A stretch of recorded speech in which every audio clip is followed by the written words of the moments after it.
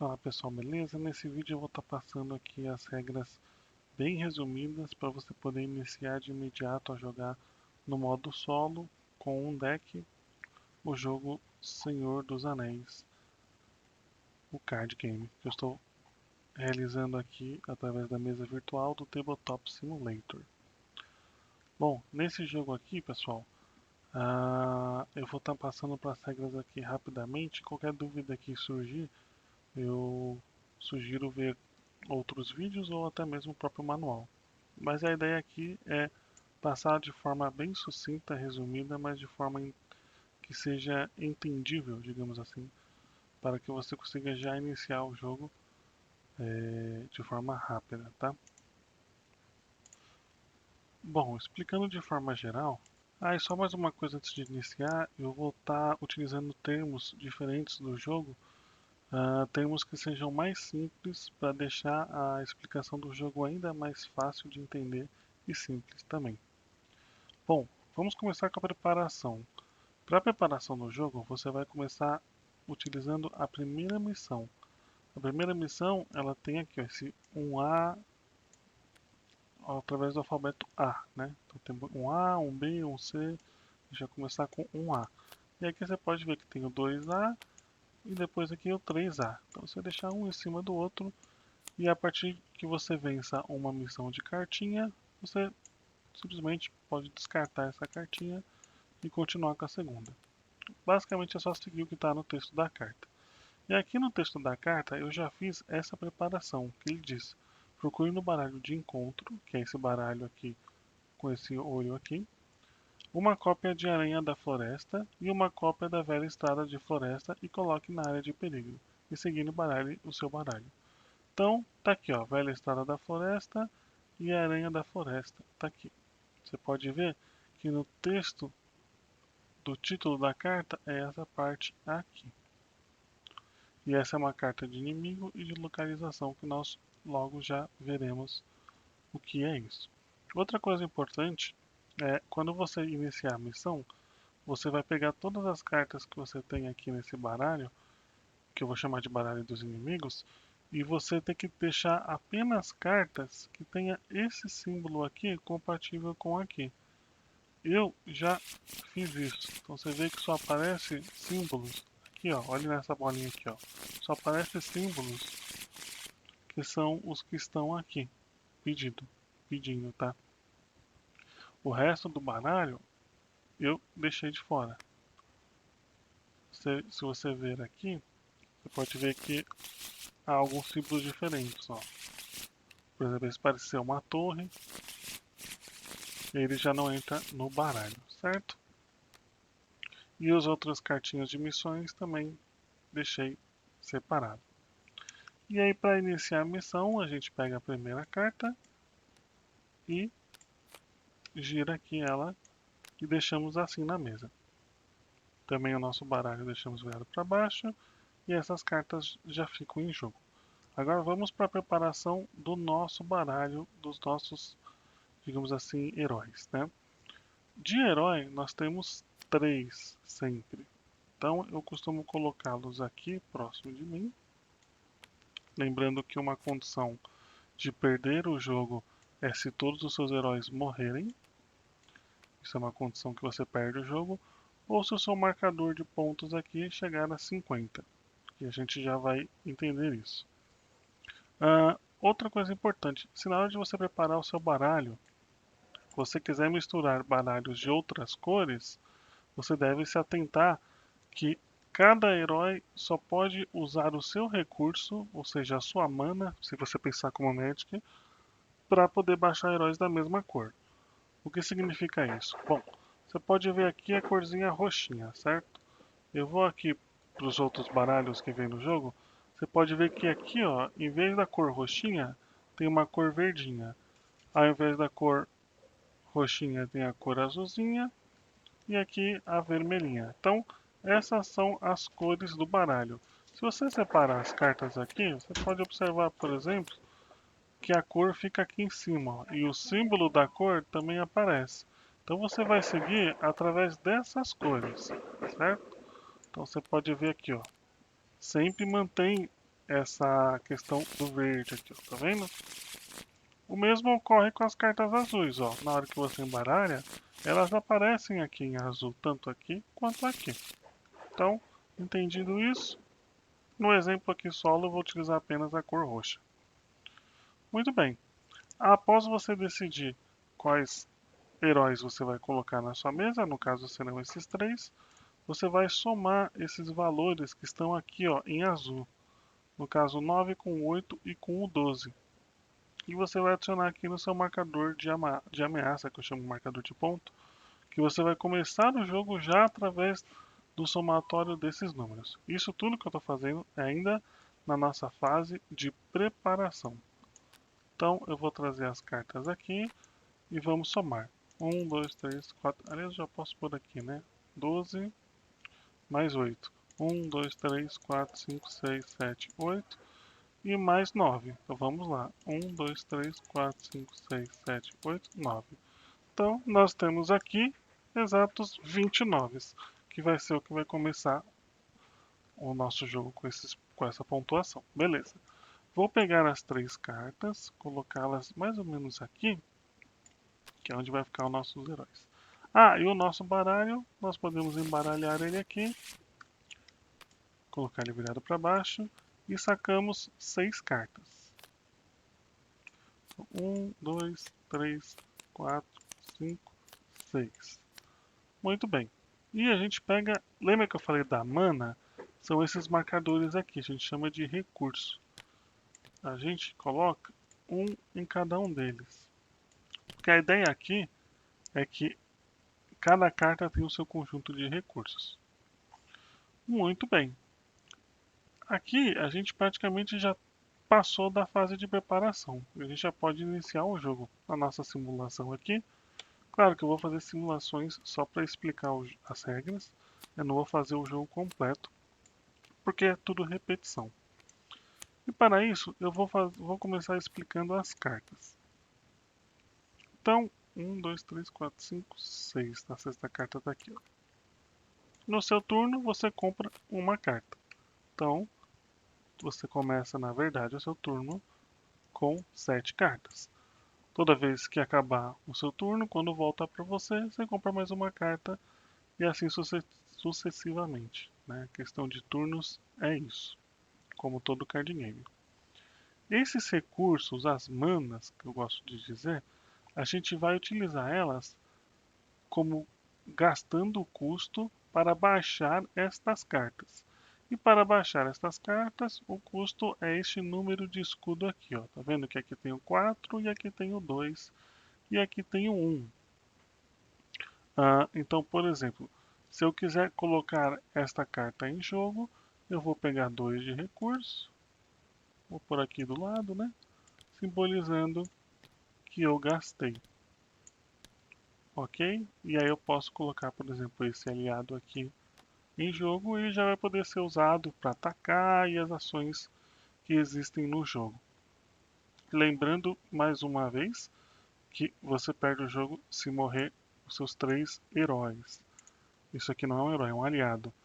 Então, se você morrer os seus heróis e você ainda tiver o aliado em jogo, não interessa, você já perdeu o jogo, ou se esse marcador aqui chegar a 50. Muito bem, então o exemplo de pagar o custo fiz aqui, você entendeu? Basta usar 2 recursos que eu baixo ele. Se for esse aqui que tem um aqui em cima, seria apenas um recurso. Perfeito. Agora, eu vou explicar para você o que são essas informações da estrutura da nossa carta. Pegando primeiro o Aragorn. Quando tiver cartas que tem apenas uma palavra, sentinela, a gente chama de palavra-chave. Para quem joga Magic sabe que palavra-chave é uma forma de resumir uma regra da carta. Então, você tem que ir lá no seu manual e descobrir o que é sentinela e o que significa. E depois, aqui tem o texto da carta. Aqui diz que depois que Aragorn partir em uma missão, gaste um recurso do seu conjunto de recursos para retorná-lo à posição preparada. Quando o Aragorn entrar, então basicamente é isso aqui, ó. Quando o Aragorn entrar em missão,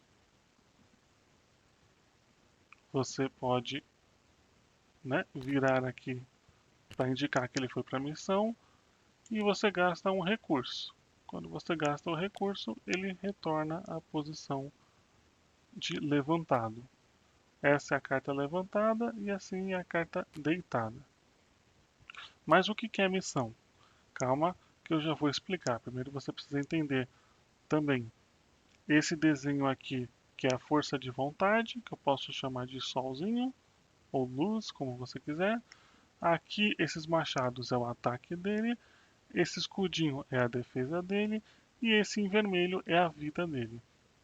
Isso vale tanto para as cartas de heróis quanto para as cartas de inimigo. Veja que elas também têm espadinha e escudinhos. Também tem efeitos normais aqui e efeitos de sombrio, que a gente chama de efeito de sombra. O que isso vai influenciar eu vou mostrar mais para frente. Mas o importante aqui é a mesma estrutura, ok?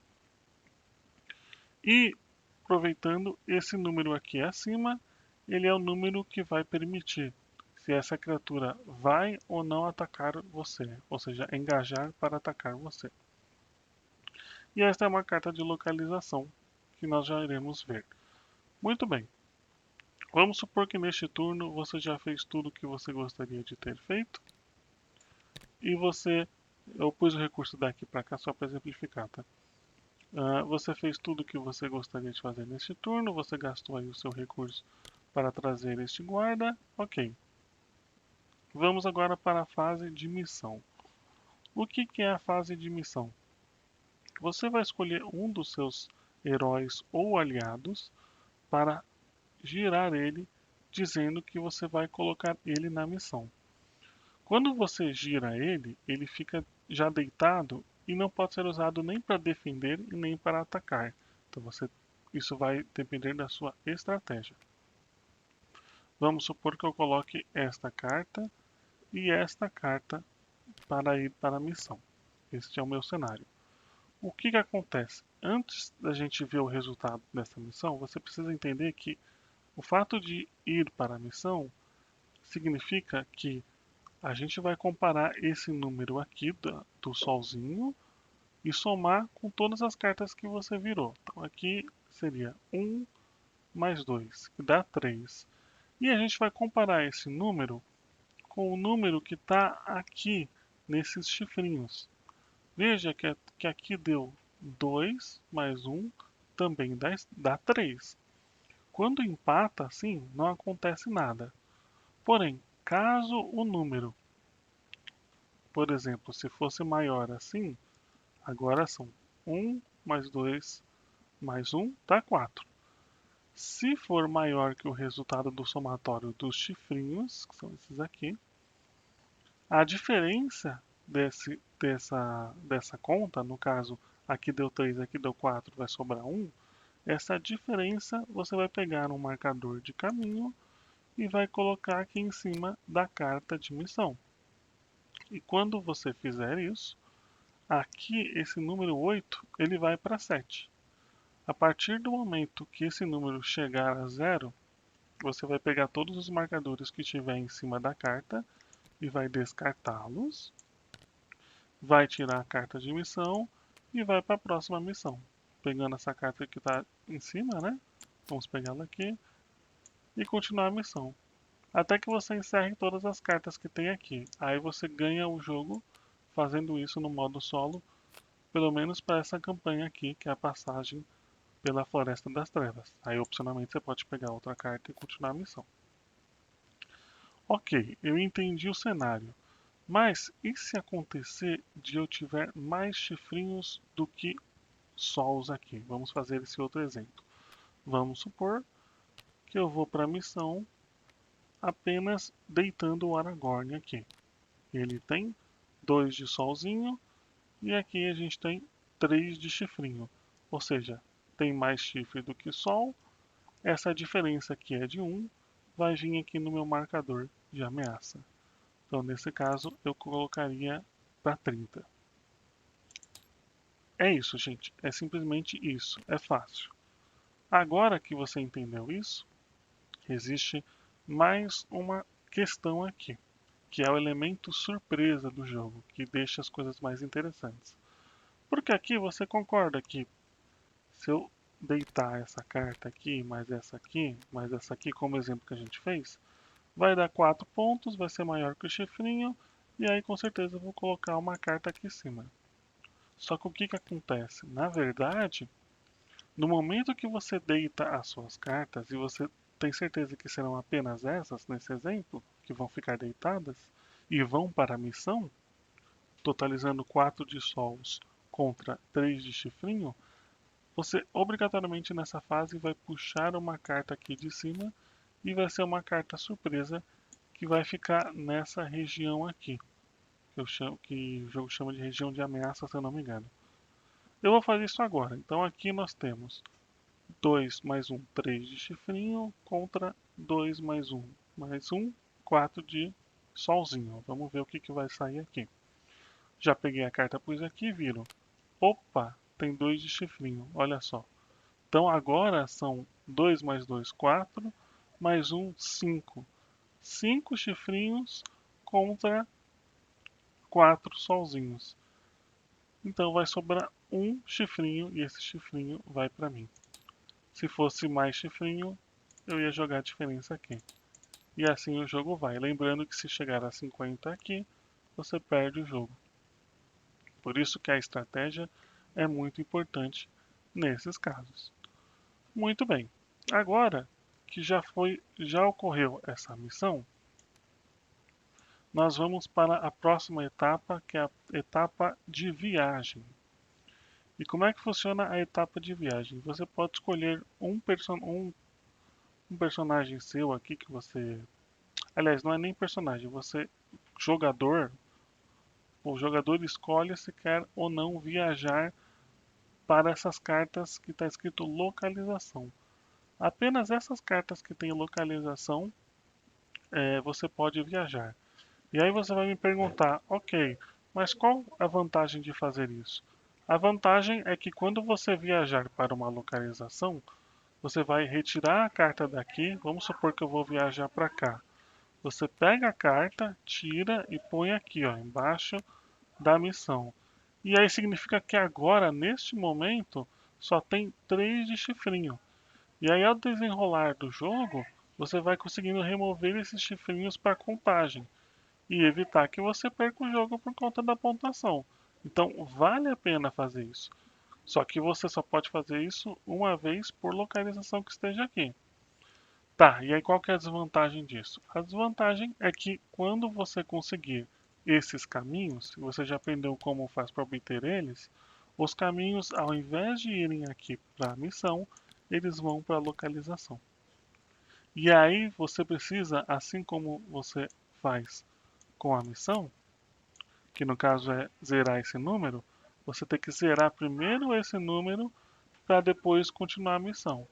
Então, por exemplo, aqui você precisa de 2 ou mais. Ó, vamos pegar aqui, por exemplo, tenho 2. Se você chegar a 2, essa carta já pode ser descartada nesse momento, mas só pode ser descartada quando você conseguir executar esse objetivo, conforme eu falei. E não dá para você viajar novamente nas cartas. Uma coisa interessante também é que quando você viaja para a carta, você pode observar esse efeito aqui, ó, viagem. Cada jogador deve deixar exausto um herói que controla para viajar para esta localização. Então, cada jogador tem que exaustar um herói que controla para viajar para cá. Então, eu só tenho um jogador, eu teria que exaustar aqui um herói para poder viajar. Exaustei, supri aqui a condição e agora a carta fica aqui, a carta de floresta. E aí no próximo turno eu só vou ter 3 de chifrinho e mais a carta que vai vir aqui. É assim que funciona. Muito bem, entendido essa fase, antes da gente seguir para a próxima fase, que será a fase de engajamento, eu gostaria de explicar que naquele momento que a gente pega a carta aqui para somar com as cartas da missão, que você enviou para a missão e via a quantidade de chifrinho, aquele caso tinha caído uma outra carta de localização. Poderia sair um inimigo Ou também poderia sair um infortúnio. O que é o infortúnio? Basicamente é uma carta de efeito. Você vai colocar aqui, o efeito vai ser utilizado e a carta já vai para o seu descartes. Vamos fingir que o descartes aqui fica aqui em cima. Pronto, todos os descartes da carta vai ficar aqui em cima. E aí o efeito revelado aqui, ó, é cause 1 de dano para cada personagem exausto. No meu caso eu tenho 2 personagens exaustos. Essa é a ficha de dano. Então a gente pega e coloca em cada um deles. E aí descarta a carta. Então aqui no exemplo só para explicar a possibilidade do que pode ocorrer, tá bom? Mas voltando, já colocamos nossos heróis para as viagens. Eles já foram para a missão. Desculpa, jogamos nossos personagens para a missão. Aí decidimos que ia viajar nessa carta. Fomos para a fase de viagem. Agora as próximas fases é a fase de engajamento, que você pode escolher se você quer engajar ou não. No caso, se você estiver jogando, por exemplo, com 2 jogadores, o jogador que está ao meu lado poderia escolher engajar com as criaturas que estão aqui. No caso, como eu estou jogando solo, tanto faz. Caso jogando com 2 jogadores ninguém escolha engajar com os personagens, com os inimigos aqui, iria para a próxima fase, que é a fase do engajamento obrigatório, onde uma carta irá engajar com um dos jogadores aqui obrigatoriamente para o combate. E o que é o engajamento? Explicando, engajamento basicamente é você verificar aqui essa numeração aqui em cima para todas as cartas que é inimigo. Deixa eu pegar mais um caso de inimigo aqui. Muito bem, aqui temos um orc. Vamos supor que ele já estivesse aqui na nossa mesa. E a questão de engajamento é o seguinte, você vai olhar aqui o número, então temos 25 aqui e 10, e você vai olhar o seu marcador de ameaça. No caso, eu tenho 29. Vamos supor, se eu tivesse, por exemplo, 20. Nesse caso, esse número 25 é uma criatura muito forte. Então eu costumo dizer, brincando, que essa aranha ela acha que não vale a pena lutar com a gente porque a gente é muito fraco para ela. Não teria graça a luta. E por isso ela não entra. Já esse orc que tem 10, ele é menos. Então, sim, ele não acha isso e ele quer lutar com a gente, sim. Aí como é que funciona o engajamento? A gente basicamente pega a carta e escolhe um herói que essa carta vai se engajar. No meu jogo, eu geralmente escolho qual do meu herói que vai estar contra esse inimigo. Se eu colocar aqui o Aragorn, você tem que escolher um, tá? Então eu vou escolher o Aragorn nesse meu exemplo. Ele vai fazer um ataque agora ao meu herói. No caso, ele tem 2 de ataque e eu tenho 2 de escudo. Não aconteceria nada. Se a gente pegar, por exemplo, o Gloin tem 1 de escudo e ele tem 2 de ataque. Então, um ataque passa. Para demonstrar isso, eu pego aqui a carta de ataque e ponho em cima. Lembrando que esse numerinho vermelho é a vida, ou seja, se tiver 4 fichas de ataque em cima do Gloin, ele vai morrer. E nós não queremos que isso aconteça. Mas é assim que funciona o combate. E para deixar claro que esta carta está me atacando, eu viraria ela assim. Mas eu pulei uma parte do processo, tá? Porque eu geralmente jogo sem o efeito de sombra para ficar mais fácil o jogo, porque eu acho o jogo relativamente difícil. Mas pela regra, quando você vai escolher uma carta para defender, você precisa virar ela também indicando isso. Então, no caso, eu indico que vou atacar com essa carta e depois viro indicando que vou defender com essa carta. No momento que você faz isso, antes dos cálculos de escudo e de dano, você vai pegar uma carta do topo do seu baralho, no caso aqui, e vai colocar aqui. Você pode até deixar ela vir para baixo aqui, já indicando que vai ter o efeito sombra. Beleza, decidimos quem vai atacar e quem vai defender. Vamos abrir a carta sombra dele. Nesse caso, ó, não tem efeito sombra. Então não acontece nada, só acontece mesmo um ataque que a gente já fez aqui. Agora, se no caso fosse uma carta com efeito sombra, Deixa eu pegar uma aqui para te mostrar.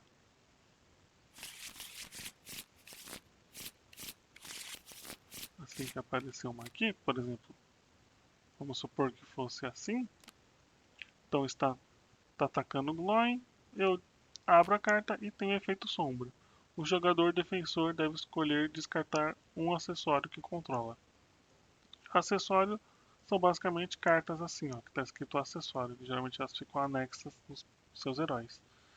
Aí eu descartaria se tivesse, no caso, anexado. Então você obedece o que está na carta de efeito sombra e depois pode descartar a carta aqui e seguir com o combate. No meu caso aqui, eu ataquei com 2 e ele tem só um de escudo, então só um passa. Muito bem. Acabado a fase de ataques do combate do inimigo, vamos para o ataque dos seus heróis. Você só pode usar heróis que estão em heróis ou aliados, né? Que estejam em pé. Deveria estar assim. Vamos supor que estivesse assim. Então você seleciona quais heróis vai atacar. No caso, é a mesma coisa que acabou de acontecer. Você vai pegar o valor do ataque, só que você vai somar. Então vai atacar esse e esse. 3 de ataque com mais 1 de ataque vai dar 4. Você subtrai o escudo dele, no caso ele não tem escudo, então seria 4 direto aqui de dano. Pegarei aqui no caso 4 fichas de dano. Então vamos pegar aqui por exemplo 4 e jogaria aqui. Já é mais que suficiente para matar ele, se fosse só 3 já mataria. Ao matar a criatura, você pode colocar ela aqui na zona de descarte. Vamos supor que você não conseguiu matar a criatura, você só deu dano nela. Então, ela vai permanecer aqui engajado com você até o próximo turno.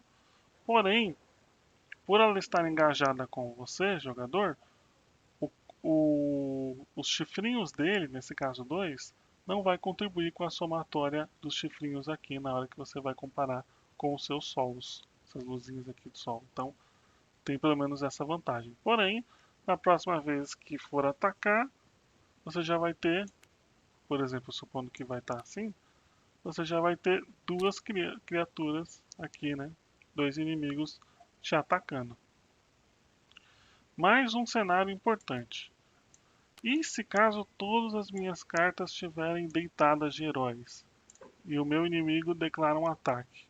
Bom, eu não tenho nenhuma carta para virar para defender. Bom, aí nesse caso o ataque vai passar direto para a vida do inimigo. No caso aqui do Gloin, ele tem 4. Então seria mais 2 que seriam direto aqui para ele.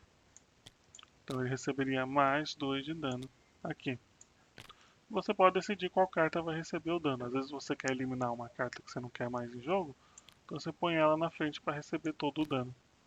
E aí se uma carta é destruída, seja lá herói ou aliado, ela vai aqui para o seu descarte. Eu costumo colocar embaixo do deck aqui. Então põe meu deck aqui, costumo pôr aqui, ó, embaixo do deck.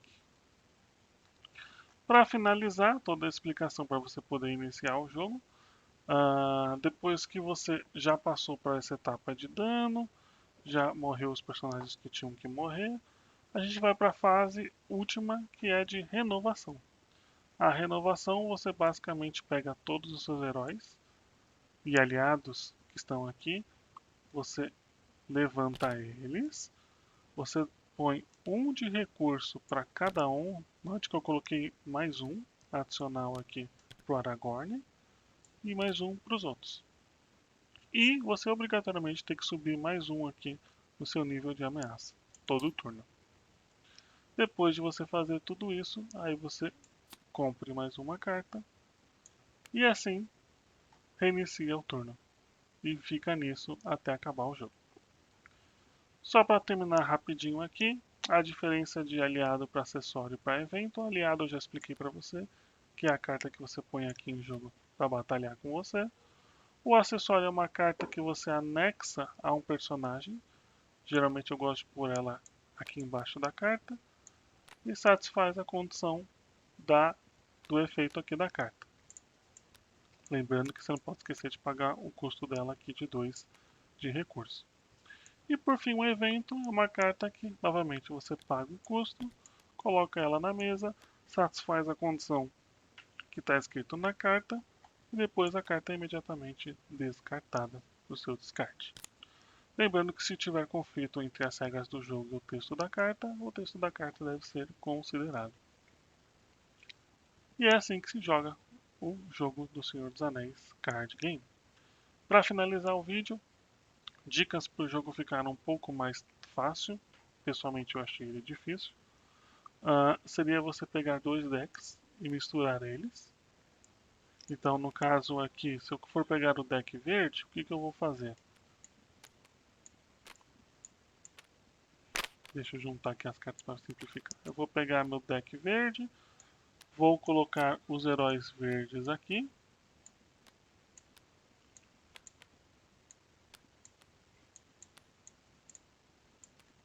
Só assim que sair a carta.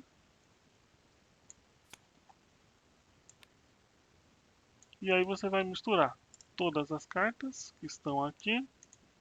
Todas as cartas do deck verde você vai misturar com o seu deck aqui.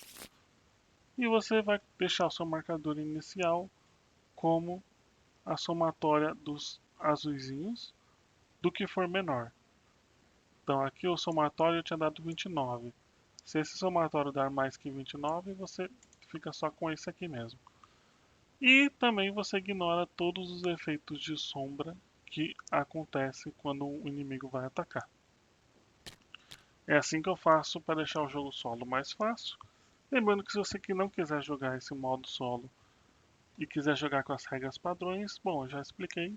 E se você for jogar com 2 jogadores, há uma diferença que ao invés de colocar 2 cartas aqui, por exemplo, você vai comparar os chifrinhos, aí você pega apenas uma carta aqui do deck, você vai pegar duas surpresas quando for jogar com 2 jogadores.